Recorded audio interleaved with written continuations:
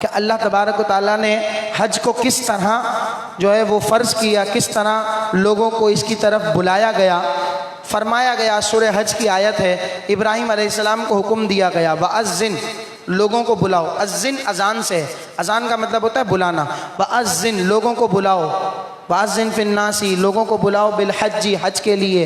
یأتوک رجالا وعلی کل ضامر یأتین من کل فج عمیق، لوگوں کو حج کے لیے بلاؤ، وہ پیدل آئیں، سواری پر آئیں، کسی بھی طریقے سے پہنچیں۔ اور کہاں بلاؤ، کس طرح بلاؤ؟ سامنے جبل ابو قبیس ہے، خانہ کعبہ کے سامنے پہاڑ ہے جبل ابو قبیس۔ آپ جب عمرے کے لیے جائیں تو صفا پہاڑی کے پیچھے ایک پہاڑ کو سیمنٹ کی جو ہے وہ ٹائلز سے چھپا دیا گیا ہے، آپ دیکھیں گے وہاں، دیکھا بھی ہوگا آپ نے تصاویر میں، جو گئے انہوں نے حقیقت میں دیکھا ہوگا۔ وہ جبل ابو قبیس ہے، زیارتوں میں بھی دکھاتے ہیں۔ یہ وہی پہاڑ ہے کہ جہاں ابراہیم علیہ السلام نے اس کی چوٹی پر کھڑے ہو کر لوگوں کو بلایا۔ اب آبادی تو تھی نہیں، بھائی آواز کیسے پہنچتی؟ آبادی تو تھی نہیں، تو ابراہیم علیہ السلام نے اللہ کے حکم پر اذان دے دی کہ بھائی لوگوں حج کے لیے آ جاؤ، لوگوں حج کے لیے آ جاؤ۔ اب اللہ تبارک و تعالیٰ فرماتا ہے، حدیث پاک کے الفاظ ہیں، یہ الفاظ قرآن پاک میں نہیں ہیں، حدیث پاک کے الفاظ ہیں کہ علیک الاذان، اذان دینا آپ کا کام ہے، وعلی البلاغ، اور پہنچا دینا ہمارا کام ہے۔ اب ہوا یہ، علماء فرماتے ہیں کہ اس اذان کو جس نے، آپ اور میں تو اس وقت پیدا بھی نہیں ہوئے تھے، لیکن جس نے عالم ارواح میں سنا ہے، یعنی روحیں تو تھی نا ہماری، یہ وہ روحیں تھی جنہوں نے ایمان کا اقرار کیا، وہ آدم علیہ السلام کو جب تخلیق کیا گیا اس وقت، تو یہ وہی روحیں تھیں۔ اب ان روحوں تک اللہ پاک نے آواز پہنچا دی۔ علماء فرماتے ہیں جس نے اس آواز کو سن کر لبیک کہا ہے، اللہ تبارک و تعالیٰ اسے ضرور حج پر بلائے گا۔ اب ہمیں نہیں پتا کہ ہم نے لبیک کہا ہے کہ نہیں کہا، جو حج پر گئے لازمی سی بات ہے انہوں نے لبیک کہا ہے۔ آئیے ہم لبیک پڑھتے ہیں اس نیت کے ساتھ کہ اللہ پاک ہماری اس تلبیہ کو عالم ارواح میں پکاری جانے والی لبیک سے ملا دے۔ پڑھیے، لبیک اللہم لبیک، لبیک لا شریک لک لبیک، ان الحمد والنعمت لک والملک لا شریک لک۔ اے کاش ہماری تلبیہ اس تلبیہ سے مل جائے۔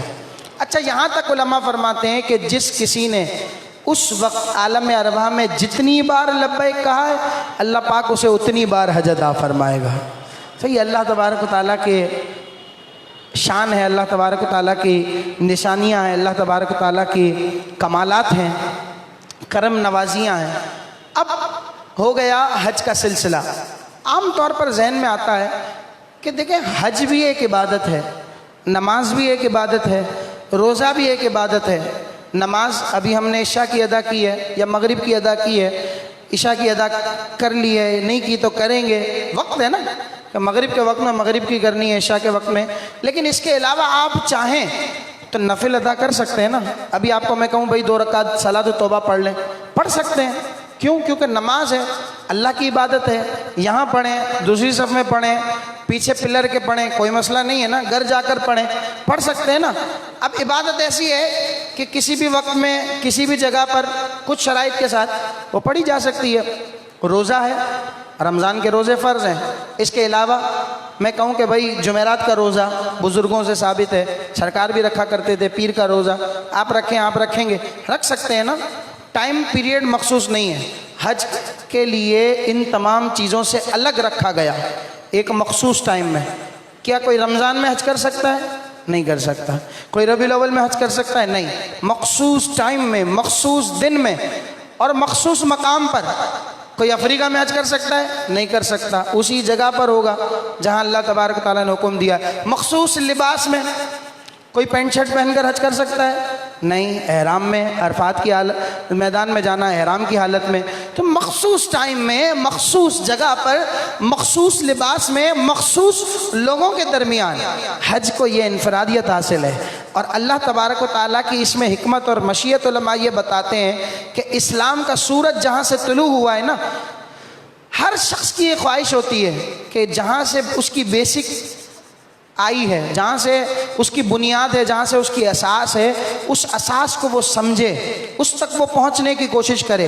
اب ظاہر سی بات ہے ہمیشہ ہر وقت تو وہ پہنچنے سے رہا، لیکن سال میں ایک موقع اللہ تبارک و تعالیٰ اپنے بندوں کو یہ عطا فرماتا ہے کہ وہ دیکھے کہ جس گھاٹ سے وہ پانی پیتا ہے اس گھاٹ کا سر چشمہ بہہ کہاں سے رہا ہے، یعنی اس گھاٹ سے جو پانی آ رہا ہے میٹھا میٹھا ٹھنڈا ٹھنڈا، اس کی جو بنیاد ہے وہ کہاں ہے۔ جس روشنی کو وہ اپنے دل میں محسوس کرتا ہے، اپنے دماغ میں محسوس کرتا ہے، اس روشنی کی پہلی کرن پھوٹی کہاں سے تھی؟ تو حج اسی لیے ادا کیا جاتا ہے۔ تو حج ادا کرنے والا بڑا خوش نصیب ہوتا ہے، اور حج کے لیے اللہ کے حبیب صلی اللہ علیہ وسلم فرماتے ہیں کہ جو حج ادا کرے گناہوں سے ایسا پاک ہو جاتا ہے کہ جیسے اس کی ماں نے اسے ابھی جنا ہو۔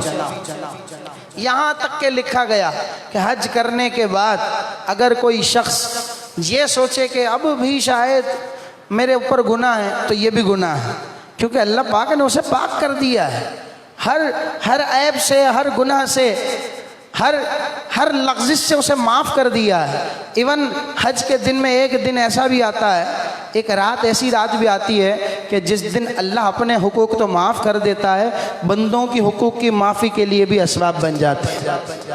ایک بندہ ہوتا ہے نا دل میں لے کر چلتا ہے کہ یار اللہ پاک تو معاف کر دے گا، اس کا دل دکھایا ہے، اس کے ساتھ جھوٹ بولا ہے، اس کی غیبت کی ہے، یہ بندہ مجھے معاف نہیں کرے گا تو شاید میں حشر میں بھی رسوا ہو جاؤں گا۔ لیکن حج کرنے والے کے لیے اللہ پاک کی طرف سے یہ اپرچونٹی ہے کہ اللہ پاک ایسے اسباب بنا دیتا ہے۔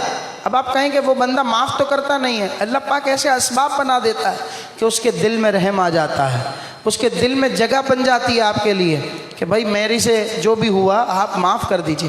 اللہ تبارک و تعالیٰ ایسے اسباب بنا دیتا ہے۔ تو حج ہے نا، یہ حج سب سے ممتاز الگ اور منفرد عبادت ہے۔ اور بھی حج کی کمالات ہیں۔ آپ کو یہ پتہ ہے کہ حج جب بندہ کر رہا ہوتا ہے تو اللہ پاک گویا اسے اپنے گھر مہمان بناتا ہے، اور ایک مہمان کی کیا شان ہوتی ہے؟ آپ میں سے ہر ایک نے اپنے گھر کسی نہ کسی کو کبھی نہ کبھی بلایا ہوگا۔ چھوٹے بچوں نے بھی اپنے دوستوں کی کوئی دعوت کی ہوگی، بڑے ہیں اپنے رشتہ داروں کی، اپنے بزنس ریلیٹرز کی، اور دوست یار ہیں ان کی، خاندان والے ہیں، کہیں نہ کہیں دعوت کی ہوگی۔ ہمارے دماغ میں کیا ہوتا ہے کہ جب اس کی دعوت کریں تو ہم سوچتے ہیں کہ بھائی اس کو کسی چیز کی تکلیف نہ ہو، اس کی خاطر تواضع ہو، اور اس کے اہتمام اور انتظام میں کوئی کسر نہ رہ جائے۔ ہر طریقے سے خیال رکھنے کی کوشش کرتے ہیں، اس کے باوجود ہم پوچھتے بھی ہیں اس کے بعد بھائی کوئی تکلیف تو نہیں ہوئی، کوئی مسئلہ تو نہیں ہوا، خوش ہیں، مروت نہیں کیجیے گا۔ اب یہ ایک انسان کہ جو خطا کا پتلا ہے، مخلوق ہے، بشری تقاضے کے تحت لازماً اس سے غلطیاں ہوتی ہیں۔ اللہ تبارک تعالیٰ تو ہر عیب سے پاک ہے، بلا تشبیہ و بلا تمثیل۔ جب وہ اپنے بندوں کی دعوت کرے اور بندے بھی اس کے سامنے کیا وقت رکھتے ہیں، وہ تو اللہ ہے، وہ تو خالق ہے، وہ تو مالک ہے، وہ تو سارے جہاں کا پروردگار ہے۔ وہ اپنے بندوں کی جب خاطر تواضع کرے، ضیافت کرے، مہمان نوازی کرے اور اپنے شائن شان کرے، تو اس خاطر تواضع کا عالم کیا ہوگا؟ ہیں اللہ کے حبیب صلی اللہ علیہ وسلم فرماتے ہیں کہ وہ خاطر تواضع ایسی ہوتی ہے کہ وَإِن سَأَلُوهُ، اگر وہ اللہ کی بارگاہ میں سوال بھی کرے نا، مولا یہ بھی دے دے، فَآتَاهُمْ، اللہ پاک اسے عطا کر دے گا۔ وَإِنِ اسْتَغْفِرُوا، وہ اللہ کی بارگاہ میں استغفار کریں، مولا ہمیں بخش دے، غلطیاں ہو گئی پیچھے، غُفِرَ لَهُمْ، اللہ پاک کی بارگاہ سے وہ بخش دیے جائیں گے۔ اچھا پھر یہاں پر بس نہیں، بھائی مہمان کی آپ نے مہمان نوازی کی، وہ کہے کہ یار وہ میرا دوست کا فلاں دوست کا ساتھی ہے، اس کے لیے بھی کچھ مہمان نوازی، وہ بشری تقاضے ہیں۔ میزبان یا تو مروتاً کہے گا نہیں، دل میں سوچے گا، یا کہہ بھی دے گا کہ حضرت میں نے آپ کی دعوت کی ہے، اس کا ٹھیکہ میں نے تھوڑی لیا ہے۔ لیکن جہاں کمال ہے، کمال یہاں بات کچھ اور ہے، کیونکہ یہاں میزبانی خالق کی طرف سے ہے۔ اللہ تبارک و تعالیٰ کی بارگاہ میں کسی کی سفارش لے کر جائے نا، مولا یہ بھی بڑا گناہ گار ہے، اس نے بھی دعا کے لیے کہا ہے، مولا اسے بھی بخش دے۔ اللہ کے حبیب صلی اللہ علیہ وسلم فرماتے ہیں وَإِن شَفِّعُوا، اس کی شفاعت کرے، شُفِّعَ لَهُمْ، اس کی سفارش بھی قبول ہوگی، اسے بھی بخش دیا جائے گا جس کی پرچی لے کر، جس کی سفارش لے کر وہ بندہ آیا۔ آپ سوچئے تو صحیح، تو اللہ تبارک و تعالیٰ کیوں؟ چونکہ سورہ حج میں اللہ پاک فرماتا ہے لِيَشْهَدُوا مَنَافِعَ لَهُمْ، اے بندوں تم آ جاؤ، اللہ کی دعوت پر آ جاؤ، کیونکہ اللہ پاک تمہیں پروفٹ دینا چاہتا ہے، تمہیں منافع دینا چاہتا ہے. لیشہدوا منافع لہم، یہ لفظ ہے سورہ حج میں، منافع لہم، تمہیں منافع دینا چاہتا ہے، تمہیں پروفٹ دینا چاہتا ہے، تمہیں فائدہ دینا چاہتا ہے. کوئی سمجھے تو صحیح. اور پھر ایک سوال اور بھی آتا ہے حج کے حوالے سے کہ اللہ پاک نے بلایا، اپنے گھر کا مہمان بنایا. کئی تو ایسے ہیں بار بار چلے جاتے ہیں. بھائی پچھلے سال بھی گئے تھے، اس دفعہ ابھی ان کا میسج آ گیا، یہ دیکھو بھائی حج کے لیے جا رہا ہوں، کوئی غلطی ہو تو معاف کرنا. یہ پھر چلا گیا. رمضان میں بھی گیا تھا، یہ تو فلاں مہینے میں بھی گیا تھا. اللہ پاک اسے بار بار بلاتا ہے. تو یہ بس دولت کا چکر ہے، یہ بس جو ہے وہ دکھاوا ہے. نہیں، علی بن موفق کے دل میں بھی یہ خیال آیا تھا. وہ بھی سوچنے لگے کہ میں نے 60 حج کیے، 60 حج انہوں نے کیے.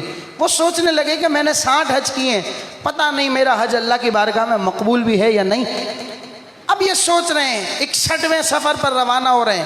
سوچ میں ہاتف غیبی سے آواز آتی ہے، اے علی بن موفق، ہم کہیں گے رحمت اللہ علیہ، اللہ کے ولی تھے. اے علی بن موفق، کیا تو جسے ناپسند کرتا ہے بار بار اسے اپنے گھر بلاتا ہے؟ نہیں بلاتا نا اے علی. اللہ تجھ سے بڑا پیار کرتا ہے، جبھی تو تجھے بار بار اپنے گھر کا مہمان بناتا ہے. تو یہ خوش نصیب ہوتے ہیں، یہ دکھاوا نہیں ہوتا، یہ اللہ کی طرف سے مہمان نوازی ہوتی ہے، اللہ کی طرف سے کرم ہوتا ہے. اللہ تبارک و تعالی ہمیں اسی سال حج مبرور عطا فرما. سال میں کئی بار جو خوش نصیب جاتے ہیں، اللہ پاک ان خوش نصیبوں میں ہمارا بھی نام شامل فرما دے. باتیں ایسی عشق کی ہو رہی تھیں کہ باتیں بڑھ گئیں، وقت کا پتہ نہیں چلا.